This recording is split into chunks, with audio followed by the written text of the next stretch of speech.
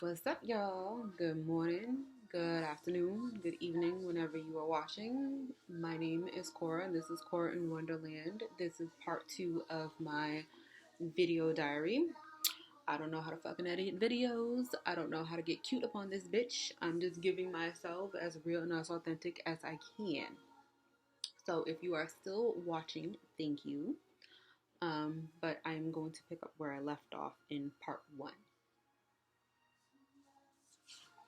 And the music in the back is Raheem Devon, What a Time to Be in Love, which is my favorite right now.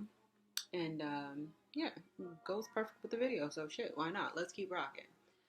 Um, so yeah, we started dating. Actually, no. Rewind. I was talking to his friend at the time. I didn't know he liked me. He was talking to one of my friends at the time. And I knew she really liked him during that time. And so we were always cool, we would always talk, but I had no idea he liked me until we started talking. Um, I didn't know how I felt at first, and I was still friends with that girl at the time. And I knew she was with a friend of mine. And and we were like really homeboy, homegirl. Like, yeah, I kind of, questioned, but we were really cool. And she was dating him. And so we started talking, we started dating. And like I said, during this time, I was really angry, you know, and I'm looking for just someone to love on me because I had no idea what the hell self love was at that point in time. And that relationship came with its issues, but, you know, we we tried to work through it. Like, you know, lost friends because of us now dealing with each other, who said that they were cool with us dating when they really truly wasn't. He had issues with drinking, and having no idea what to look for in a partner, having no idea about what is even a fucking partner, having no idea of a real sense of relationships. I'm just looking for someone. I like someone to kick it with, someone to smoke with, someone to fuck. And I'm thinking that what me and him have is real. I started working late because my mother wanted me to focus on school. So we're just working our little jobs or whatever, and just trying to make sense of this. And after being in a relationship with him for 3 years, I found out I was pregnant. And also, we had lost people that we thought was going to be forever. We lost friendships with people that we were thought going to be in our corner for a long time. So now it's really just us. And I had my son in 2010. Um, and, he was progressing really well until the vaccination. Everybody has their own views about it. I'm not going to go into that. I know my personal feeling on that. And my son started to regress. And then I had learned, you know, once he had like turned 1 year old, that he had autism. He had a difficult birth when he was born. He had multiple strokes. He wasn't breathing. He almost died. Um, and I was in labor for 36 hours. I pushed for 3, had emergency forceps, emergency C-section, and the very next day, after such a traumatic, hard birth, my child was being taken to Children's Hospital. And that's when I found out about the strokes. Um, even bleeding in the ventricles, and I'm literally away from my child for a whole week because I have the C-section. And it was Jeff during this time, my soon-to-be ex-husband, who had to really like step up, and he was going from my hospital room to his son's hospital room every day to give me the updates in regards of our child. And during that time of crying and tears and feeling helpless, I knew the type of mother I wanted to be. And it feels like every day I make up for that week. And I knew once I had my son with me what I was going to do, and I did it. I went back to school, made sure I graduated with my associates, made sure I graduated with my bachelor's, and started working in my field instantly. You know, and so far so good. You know, learning how to really keep a job this time, being responsible. And it's just like his behaviors kick in. You know, he started acting out because both of us was working, and we lost sight of each other in the relationship. I remember even like with him having his therapies in the home when we were living with, you know, our family during the time.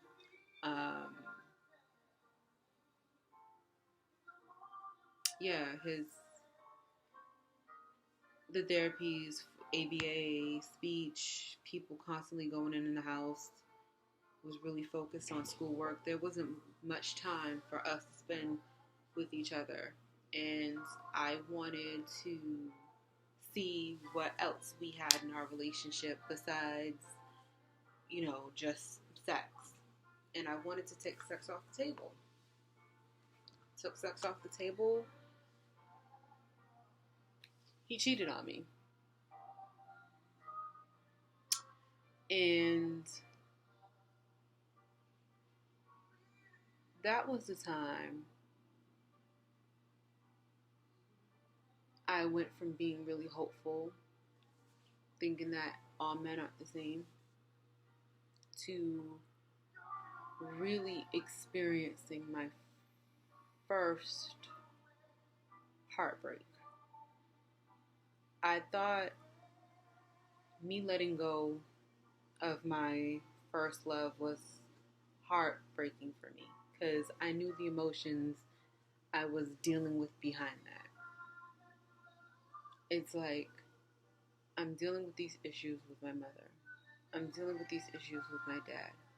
I'm dealing with these issues within myself. I'm putting all that shit in the back to do what I have to do now because I'm a mother. And we have this family.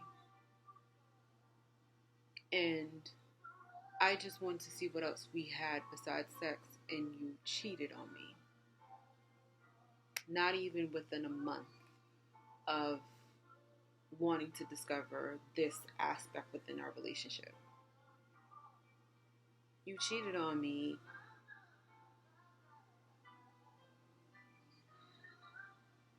because you couldn't ignore a need.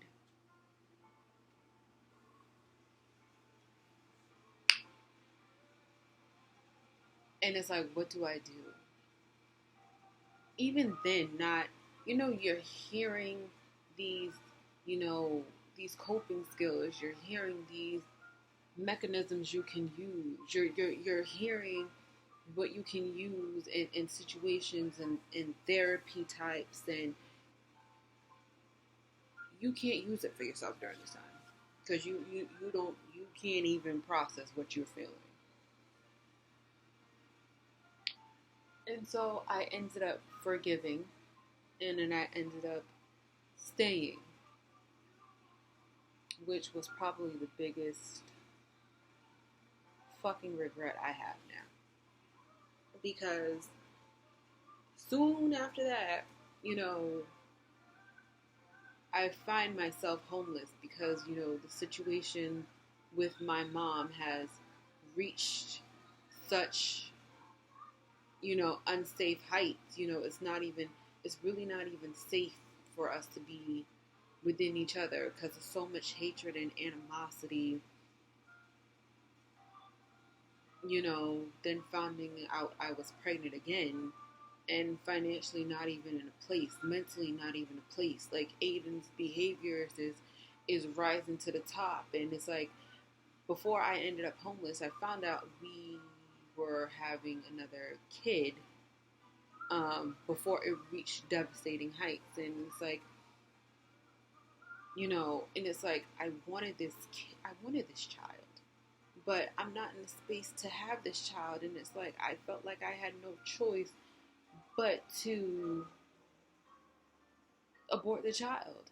And the things that I was wanting and the things I was pushing for in my marriage and wanting from my husband, I'm thinking he would be motivated to, you know, do what needed to be done in order for us to, you know, be happy and be stable. And it's just like disappointment after disappointment after disappointment. Here we are, we're all living together, and it's to heights and extremes that it's not safe, and I'm pregnant, and it's like I felt like I had no choice but to abort my child. And I wanted somebody to tell me, no, stop, don't do it. And the saddest part about all of that was it was the girl. Intuitively, I knew it was a girl, and I wanted a girl.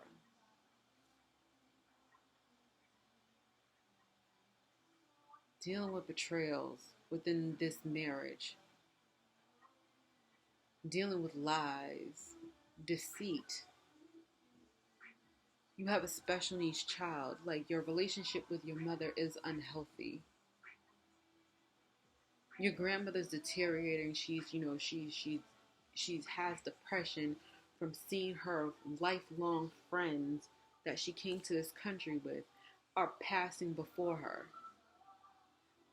Like me and my other best friend during the time, we're not really talking the way that we should. Like I feel like she ain't really there because she worried about being put on, you know. And it's just like, and that depression, that hidden depression, that, you know, like you're trying to drink it away. Like I went from being like a social drinker to keeping Jack Daniels in my room.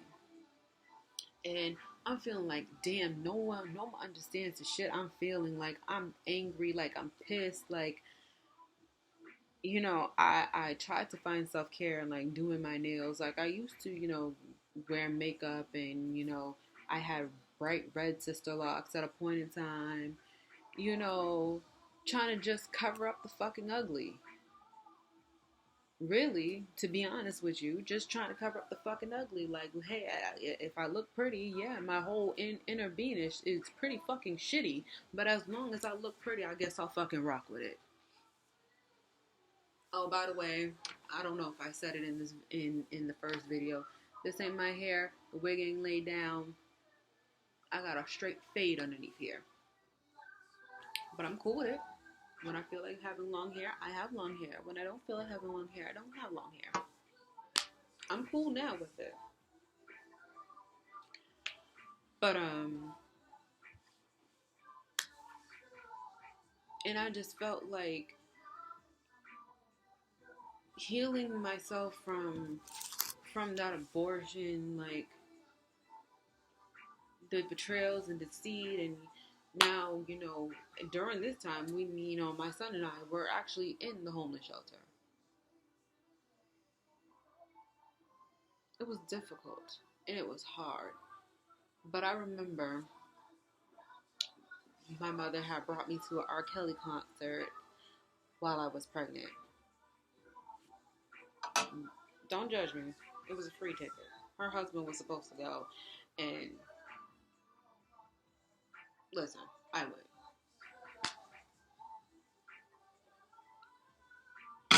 And there was this girl who went before he came out, and the way that she's singing, and it's just like, now mind you, of course I rock with my Marys and my Keishas and stuff like that, but I feel like ain't nobody can speak to this pain I got.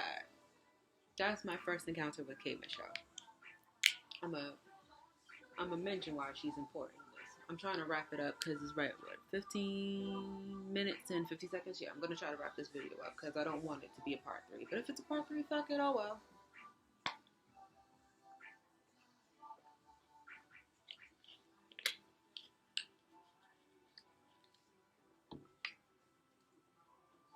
That was my first encounter with K Michelle. So obviously, going through life and going through these circumstances, had to ease my mind with ratchet TV. That was self care for me. And coming across her again, you know, vaguely remembering her, like remember just bits and pieces of her from when she opened up for R. Kelly, and now to actually hear her music, and I'm like, this is somebody who is speaking to my situation, and like her music was so fucking healing for me. And it's like people can say what they want about K Michelle. People can have their opinions. For me, she helped me get through that shit. And she also helped me find the love again for singing. But so how did we end up here after all those fucked up situations? Now, mind you, housing is good now. You know, have a place to live. Aiden's older. He's not as behavioral. We're in church. I'm thinking that, what, okay, we're finally getting this right. Thinking that if I can just completely just give myself to Christ and just, you know, follow this, things will work out. And for a little while, it was okay. But lies and deceit didn't stop.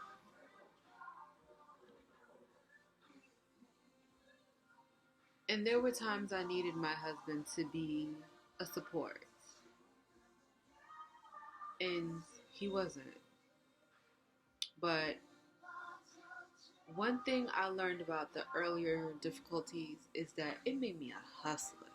That if I had to get it, I knew how to get it. And, our life was just church, work, and home. I wanted date nights, and there was times where he was like, nah, no, he didn't feel like it. Or anytime I wanted to go out, I had to set it up. Birthday and Christmas, I had to tell him what I wanted.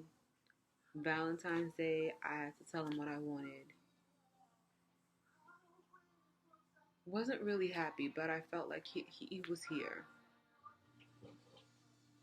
Still in the church, trying to give of myself, trying to figure out why do I have the gifts that I do. Why do I dream certain dreams and things happen? Why do I intuitively know things? Learning about the prophetic and how that works, and thinking like if I could just get this relationship right, Aiden will talk, Aiden will be healed, the difficulties within my marriage would be solved, giving, trying, and then finding out some kind of like information that, like this is the place where my faith is supposed to be restored. This is the place I'm supposed to see God at. And finding out that too is flawed. and you're looking for your husband to support you and lead you into the next steps. Mind you, he hasn't really led me anywhere. It's me leading him, me being feminine and being the man. And I stopped doing things I used to like to do. I stopped cooking. Now, don't get me wrong, I've always kept a fucking clean house. But, it's like, your sanctuary doesn't feel like a sanctuary, like that pure energy when it's your home space and when things is going good and, the energy and the vibe is right. It shouldn't be a struggle. And it's not. There's times you don't even want to come home. So, but I'm like, having a man is better than having no man. Having penis is better than having no penis. Until COVID hits. Now, excuse me while I get my glasses for this.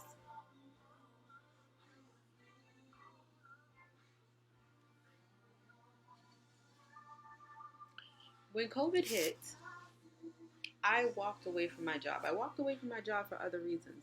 But I walked away from my job because it was now to a point where my son needed the stable parent, the grounded parent, the parent who can make the decisions and stand by them. Not saying that my husband wasn't capable, but when it came down to certain things, I had to take control, and it's always been that way. And I left my job to be here for him. I left my job to support him. I left my job to make sure if anybody was going to be okay, it was going to be us. And my husband financially took over. And financially, we were fine, but everything else was crumbling out of speed. And it was when I was alone, when it was just my son and I'm learning about self-love. I'm learning to pay attention to the things I've been ignoring. I'm learning different coping skills. I learned a lot. I was really journaling. I was really praying. I was really trying to read my Bible. I was being shown things because before we officially left the church, I was being shown things here and there. But I didn't pay attention to it because I thought this is where God wanted us to be. And it just got clearer that it was not.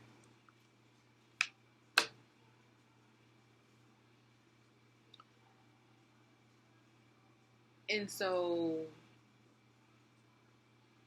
I'm looking for my husband's attention. I'm trying to cook more. I'm trying to get back to who I used to be, trying to find coping skills, trying to rebuild this marriage. And it's like, let's take advantage of this time to strengthen what we have. It didn't happen. And I kept ignoring shit. I remember my job, because it was, mental, but it was also physical. Like, it was taking a toll on my back a little bit. And I remember I had asked my husband, let's watch a video to learn how to give each other massages. And thinking he will learn because I kept complaining about my back, or at least, schedule for a massage for me at Massage Envy. Like, the dude walked around with his headphones and a phone watching different YouTubers. And I had on YouTube on the TV how to do a massage, and he's not even paying attention to it. I remember there was a time I had cooked dinner, and we were going to play Uno with our son after eating dinner, and he's like, I don't have time to play games. It was literally come home, he do his own thing, go to sleep. If he wanted sex, had sex. It was the same thing. And I kept telling him what I needed. There was one night in particular, shit hit the fan and had a really nasty argument because I couldn't believe how dismissive he was to the both of us. And the next morning, that same very night, I was drinking. It wasn't Jack Daniels. I had put the Jack Daniels down, but I went to wine. And I'm drinking, I'm crying. Woke up the next morning. He had already left to go to work, crying. And I just felt spiritually and intuitively at that time, it was officially time to let it go. And there's more to the story, but I'm going to end that story here. Because of COVID